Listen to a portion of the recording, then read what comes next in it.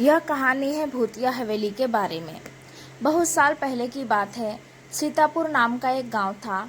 उस गांव में एक बहुत ही बड़ी हवेली थी।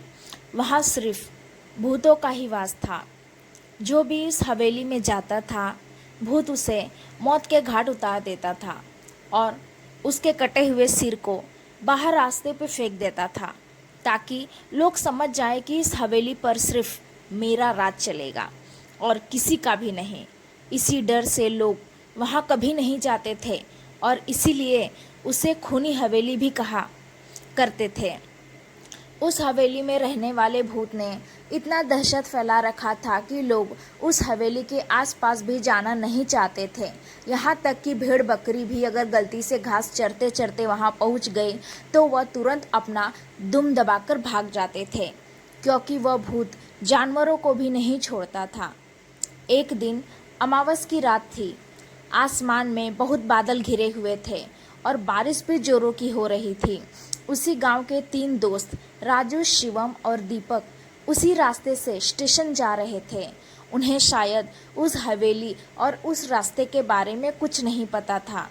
रात के 1:15 बजे ट्रेन का समय था और ये तीनों करीब 8 बजे के लगभग घर से निकल गए थे। बारिश इतनी ज़्यादा थी कि रास्ते में सामने का कुछ दिखाई नहीं दे रहा था। उनकी गाड़ी उस हवेली से होकर गुजर रही थी। सामने पूरा अंधेरा था और आसमान में बिजली जैसे ही चमक रही थी, वह हवेली और भयानक लग रही थी।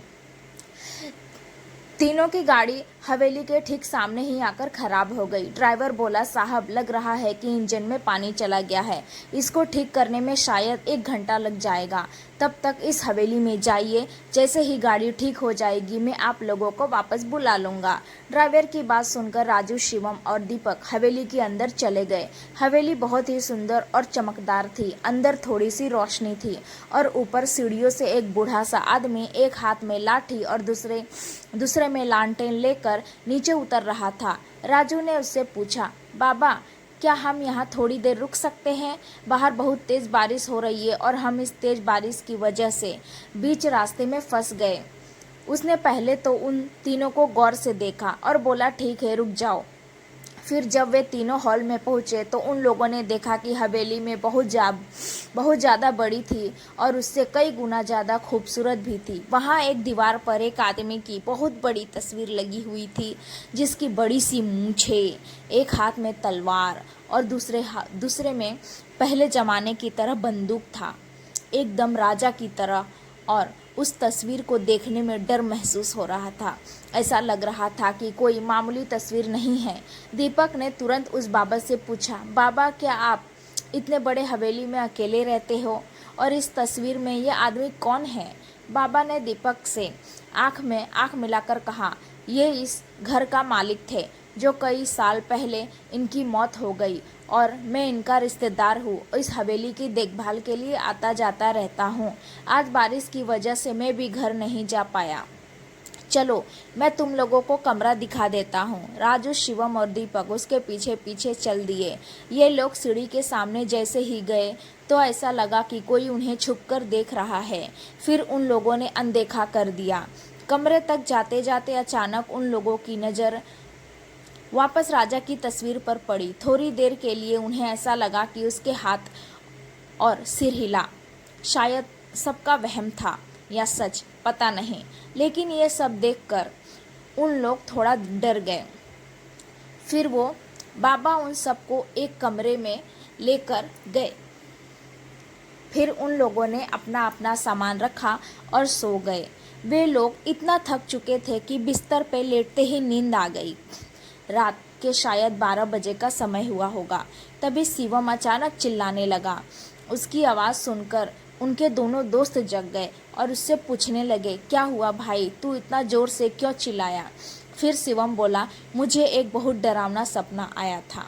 मैंने देखा कि उस फोटो वाला आदमी हम तीनों को मारने आया है। शिवम की बात सुनकर राजू और दीपक को मजाक लगा, इसीलिए उन लोगों ने उसे समझाया, दोबारा सुला दिया और खुद सो गए। फिर थोड़ी देर बाद बिल्कुल वही सपना राजू और दीपक को आया।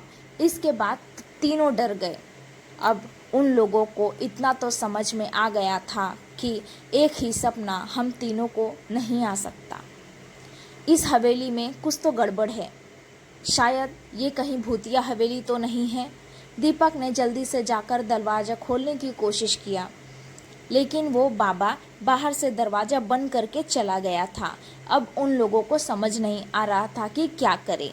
डर के मारे सबको जोरों से प्यास लग रही थी। साथ में पानी लाए थे, लेकिन एक ही घूंट पीने में सब पानी खत्म हो गया। फिर तीनों खिड़की से आवाज़ लगाने लगे, लेकिन बाहर से कोई जवाब नहीं आ रहा था।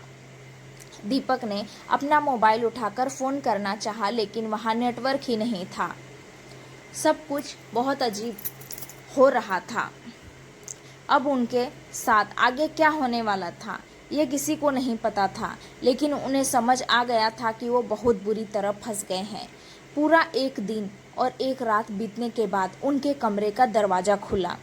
बाहर पूरा सन्नाटा था और जो बाबा उसको मिला था उसका भी कोई पता नहीं था।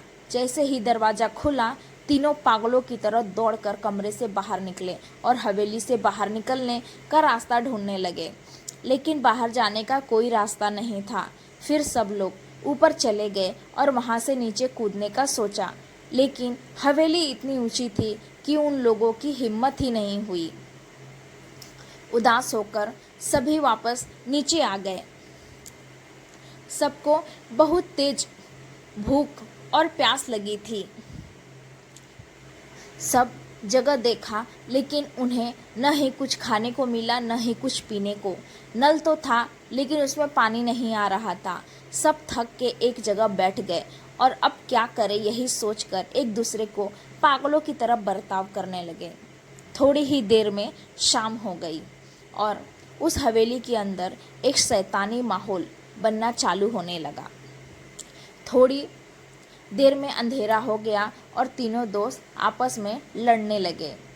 ऐसे ही उन लोगों की रात बीत जाती। फिर दूसरे दिन सुबह होती और फिर से सबको दोबारा भूख और प्यास लगी होती।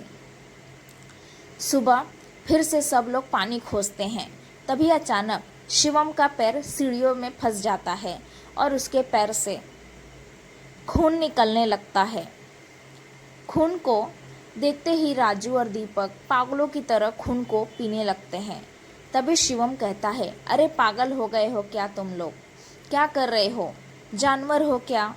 शिवम की ये बात पे कोई ध्यान नहीं देता है और उसके खून पीते रहते हैं।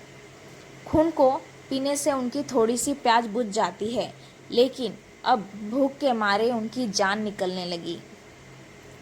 रात हो गई थी। राजू और दीपक के अंदर शैतान समा गया था। वे दोनों शिवम के ऊपर टूट पड़े और उसे नोचने लगे। खूनी खेल चालू हो गया था। उस हवेली में जो शैतान रह रहा था वे उन दोनों को अपने बस में कर लिया था। थोड़े ही देर में राजू और दीपक शिवम के शरीर को काट काट कर टुकड़े टुकड़े कर दिए और उसके मांस को खाते रहे और खून को पीते रहे। शिवम की जान बची ही कितनी थी। इतने दिन का भूखा दोनों से बच नहीं पाया। शिवम की मौत हो गई।